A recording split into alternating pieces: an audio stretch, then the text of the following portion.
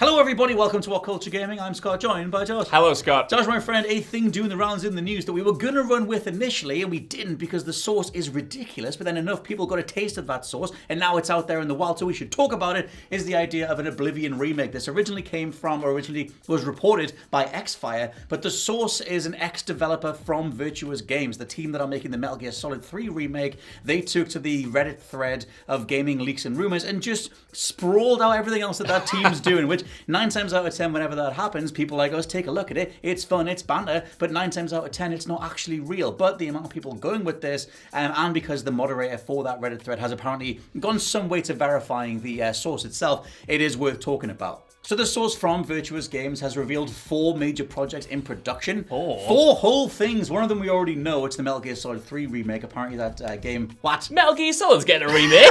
You wouldn't know because only a CG trailer out for right now. But that's apparently called Project Cobra. Something else they have is Project Massive, a Monster Hunter meets Shadow of the Colossus type game. Project Ominous. That is ominous. Not a great project name. Project Dubious, a narrative climbing game. And Project Alter, which is the Elder Scrolls 4 Oblivion remake. This has been written up now by various other people, and over on Insider Gaming, they mentioned, and a few people have mentioned, that the game is apparently running on Unreal Engine 5, which would be a massive departure for a Bethesda game. The original Oblivion was running on Gamebryo.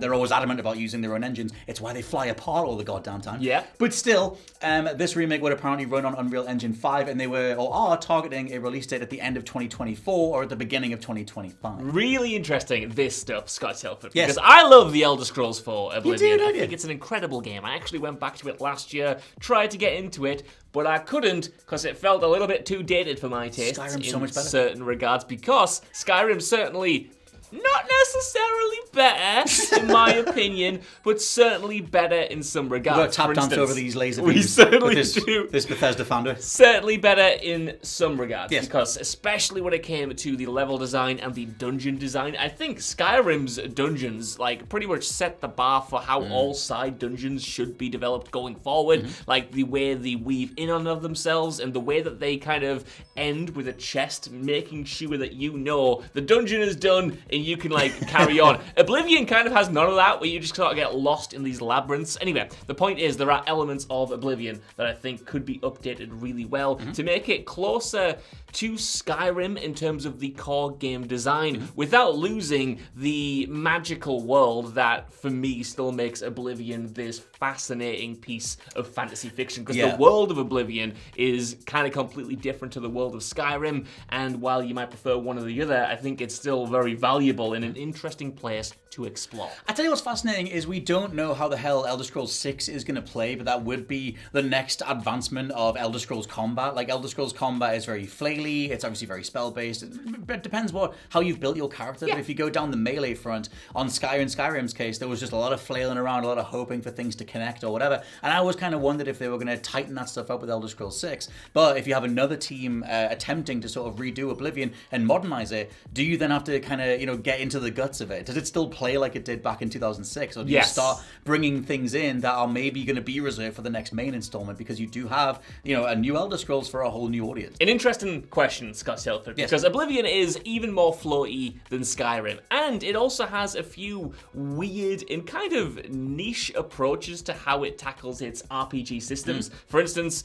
in Oblivion, you only upgrade certain attributes by performing those certain attributes, and then you can't really specialize in those attributes unless you do that, which makes a lot of time spent doing things like jumping around the world so you can get your agility up. I remember being a younger player back in the day and concocting some kind of elastic band situation where I would turn the difficulty all the way down, go into the arena, make sure I was pushing forward on the controller so people would hit me with my heavy armor on, and I'd get that heavy armor stat on. Obviously Skyrim has a little bit of that as well, but it kind of moved towards a more accessible RPG foundation, in my opinion, with its traits and its attributes and whatnot, whereas Oblivion is weirder, and I kind of wouldn't want to see that change, but I would want to see the core gameplay change, because that definitely doesn't hold up as much when you put it even next to Skyrim. Yeah, well, the thing is, I think Bethesda are in this fascinating place. Like, there was all the stuff that came out during all the court hearing things as Microsoft were finalizing their Activision acquisition,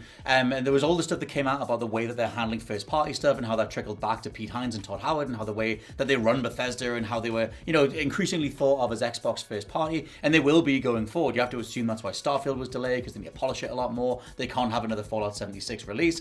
But it's just one of those things where Bethesda, like I said, where they are in their career is just fascinating, because now they are an Xbox first party. And does that mean entertaining the idea of remakes or going back to previous things and putting all this, R&D, all this like new age sort of game design things in there to polish it up? Because for me, Bethesda's greatest trait was that they were this like garage band of ideas. They were just this MacGyver throwing it all together, Tears of the Kingdom style thing that occasionally worked beautifully. But the charm, it was always a level of charm that was underneath all of that stuff that came from the idea that we always kind of recognized that. We kind of knew that these are kind of ramshackle game ideas that come together in ways that are very, very unique. You would kind of lose that, at least I would assume, if you polish it too much. Or you make it too much of a first party game. But I don't know. Xbox are yet to really put their foot forward in terms of Xbox first party. Listen, who knows? That's what Bethesda want to hear. They want people saying if you polish this too much, it won't be as good, so they can get away with all the bugs that they like putting in the Elder Scrolls games and the Fallout games. Didn't Todd Howard himself say, like, the modders love this engine, the modders love making it work? So, can you finish it first? So Todd Howard said a lot of stuff in his time. He does, all I'm going to say there. I think it would be interesting to go back to Oblivion, because say they are having this initiative where they're looking not only at prior Bethesda titles, but also other titles within the Xbox catalog.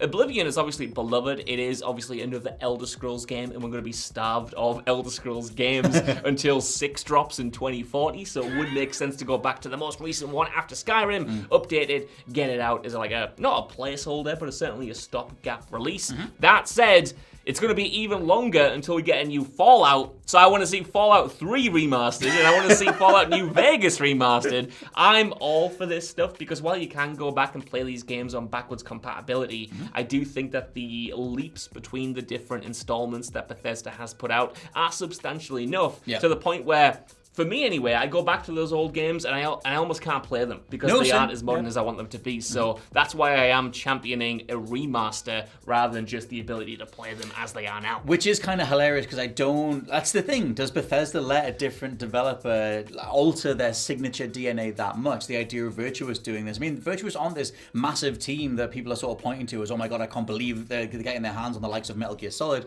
and they don't have a reputation yet. So it's kind of one of those things where if you're Bethesda and you have all these signature ideas, which again kind of came out during all the court hearing stuff, the emails between Pete Hines and Todd Howard and Phil Spencer, with Hines just saying like, we barely are in the loop in terms of how we're being referred to and what's going to happen in terms of first party stuff and whatever else in regards to the development. So I just think all of this is kind of fascinating. The idea of doing an Oblivion remake isn't something I would have remotely thought of. I would personally rather they either redid the original, because then you've got to go all the way back to Elder Scrolls Arena. Daggerfall's the one that I want the most done, because I love that game's art design. That game's box art and everything is so cool, it's so gnarly and old school fantasy. I like the idea of doing something like that. I also do, right? But I think the reason that they're going to this studio, should this report be believed and this leak be believed, is that Oblivion it's not easy, but it's easier because it's the most similar to Skyrim. Like, you can give someone Oblivion and they will probably say, this plays like Skyrim, because it does, it really does. Obviously, many changes, that's bigger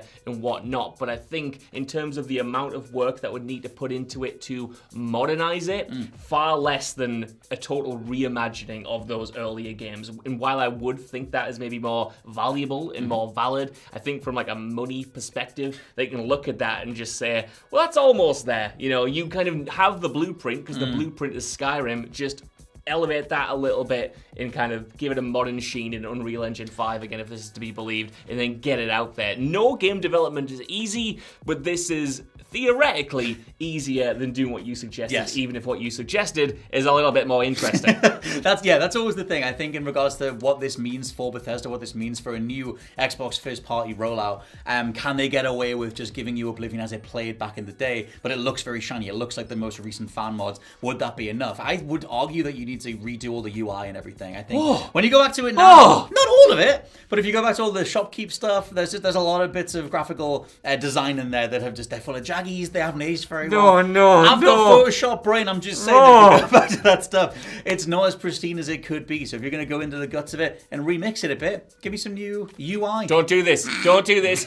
Fair enough, the jaggies, clean those up. To me, the appeal of Oblivion is in its vibe. And for me, so much of that vibe comes from its just UI design, its overall aesthetic, the pages of that book that you are virtually opening as you look at your character and look at your stats and look at the map. They didn't keep that thing. Okay, thank God. I just mean like the specific graphical stylings that went. You have to know what I mean. It's like it's fonts. It's the specific little icons that they used. It's not the overarching idea of tapping into a book. You're gonna change the fonts? I might have to. Don't change the fonts. The fonts are refined version of it. Same shape, just refine it. It just looked old. It looked dated. Oh! If you're gonna overhaul stuff, you should overhaul the fonts as well, the UI stuff, I would say. But let us know what you think down in the comments below, and check this video out right here for something related to Bethesda or Elder Scrolls. I'll think of it later. For now, I've been Scott from WhatCulture.com. I've been Josh from WhatCulture.com. I'll catch you next time. Don't change the fonts. See ya.